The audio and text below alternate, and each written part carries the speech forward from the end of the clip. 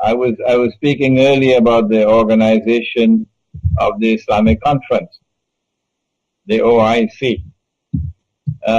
Morris must have been about 35 years ago that I was a PhD student at the Graduate Institute of International Studies in Geneva, and I chose this as my doctoral thesis, the OIC, Post-Caliphate Islam and the Search for a New Islamic Public Order and International Order through the OIC, the Organization of the Islamic Conference. At the time when I was working on that thesis, I had no knowledge of Islamic eschatology. No. And it took me 30, 40 years to be able to acquire sufficient command of the subject of Islamic eschatology.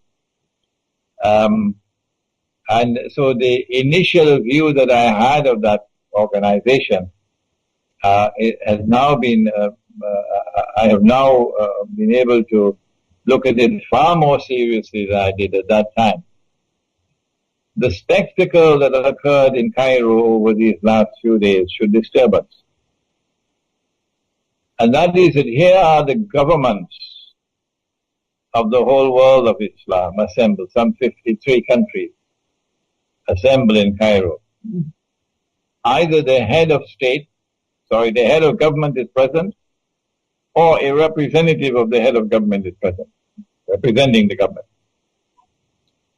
And this body appealed to the Security Council of the United Nations to do the job it is supposed to do in Syria. That's what they did. The religion of Islam is based on the Quran.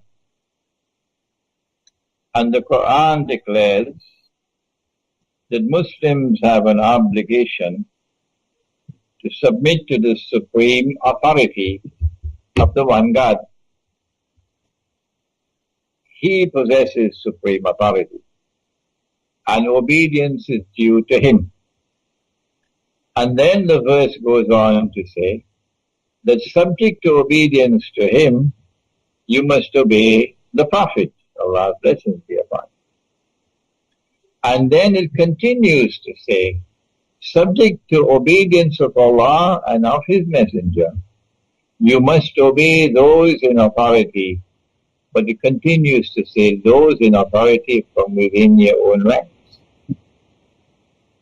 And so never in the history of the world of Islam, never, until this age of darkness, has the world of Islam ever submitted as a whole to a non-Muslim authority. Never. Until the Zionists succeeded in destroying the caliphate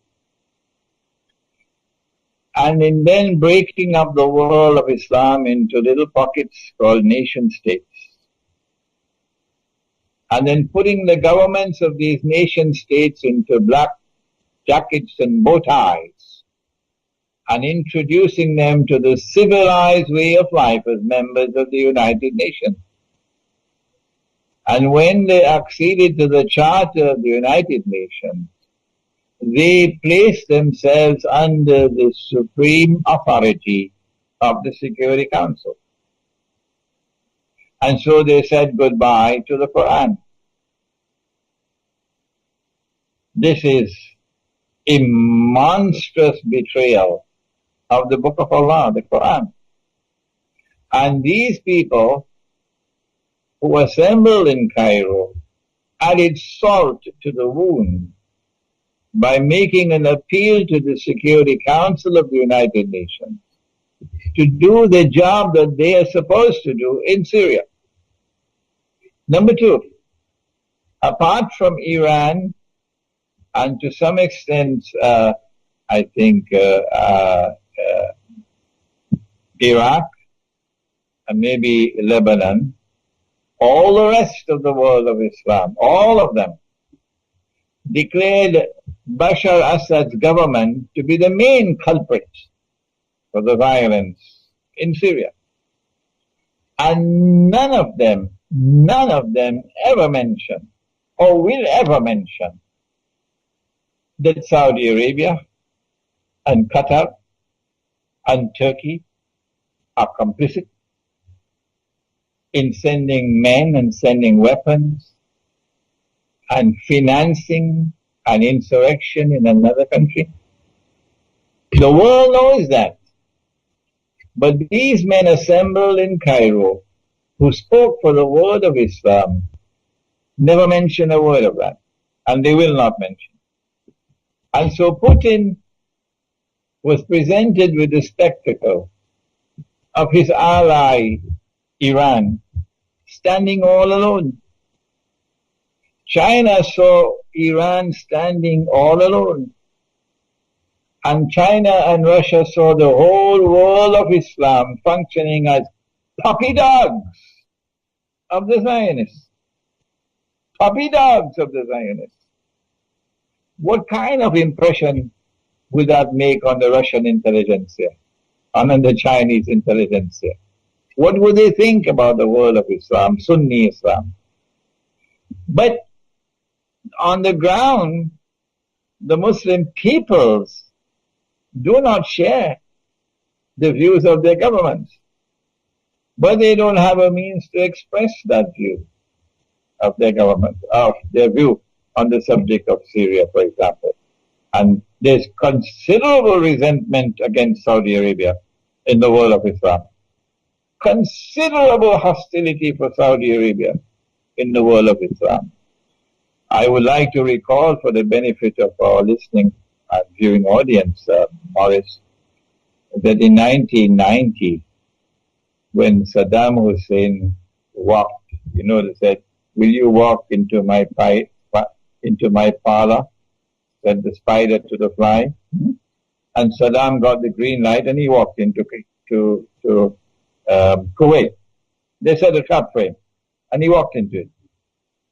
But when Saddam took over Kuwait, there was joy, there was happiness in Malaysia, amongst the Malay in Singapore, the whole of Indonesia, Brunei, the whole of Southeast Asia was celebrating because there was so much repugnance and hostility for Kuwait.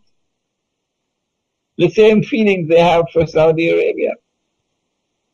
And I have absolutely no doubt that when Israel begins her wars, which I know it's coming, they're coming, and she attacks Pakistan and Iran and Syria and Egypt and so on, you will find the Muslim peoples around the world rising up in great anger, great hatred. Little Israel, that is Singapore, is going to have the mother of all problems when Israel comes out from behind the curtain. And so the sentiments of the people are at variance with the position of the governments.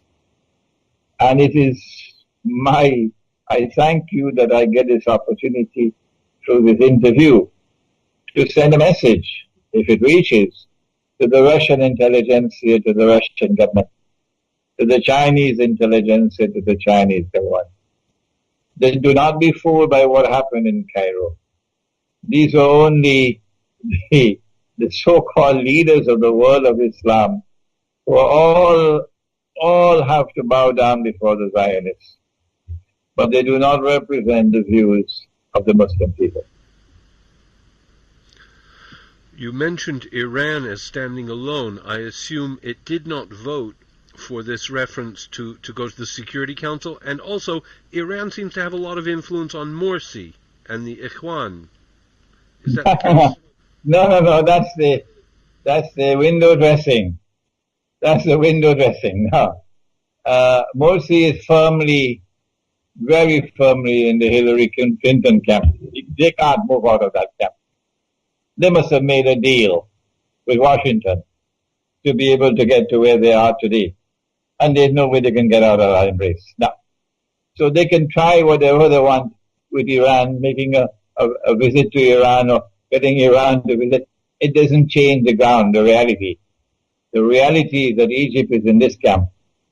And Egypt cannot move out of this camp to form any kind of a rapprochement with Iran, no. And you said that Iran stood alone. I presume it did not agree to the vote to go to the UN. It expressed reservations on the vote concerning Syria. And I know that Iraq also did, and a third state, perhaps Lebanon. All three of whom have a Shia majority.